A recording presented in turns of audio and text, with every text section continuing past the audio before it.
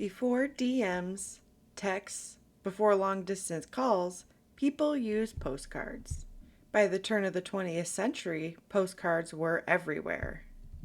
In the so-called golden age of postcards between 1890 and 1910, sending a card was cheap, just a penny for postage, versus 2 cents for a regular letter, and easy.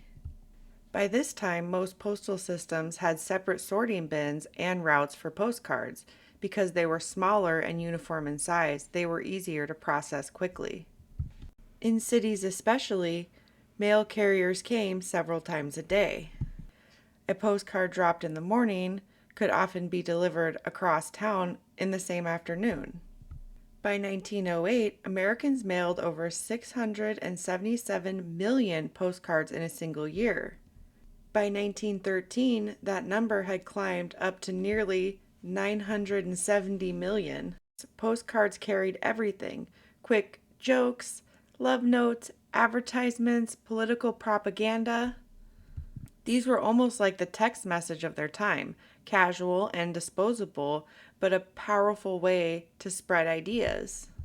As we covered in our video about Artifact 9, sometimes these postcards were used to insult, persuade, and taunt. But not everyone was mocking the movement.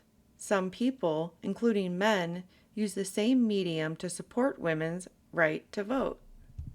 By 1910, the suffragette movement in the United States wasn't just a fringe cause anymore. It was everywhere. There were over 300 different suffragette organizations across the country, from massive state associations to tiny little neighborhood clubs.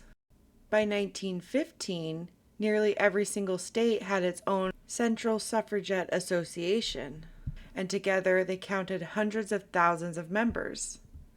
In 1909, men in New York founded the Men's League for Women's Suffrage, and within a few years they had chapters in Boston, Chicago, Philadelphia, Ohio, and beyond.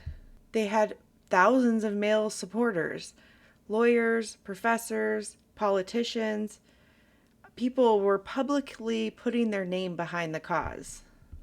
That's what makes postcards like this so powerful. They prove that support wasn't just happening in speeches or marches.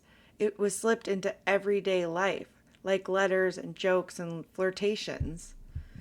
Support for women's rights wasn't just theoretical, it was personal, lived, and shared in the most ordinary ways.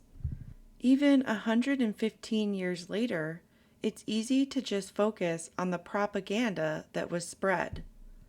Little pieces of love like this really shine through. Like and subscribe for new videos every week.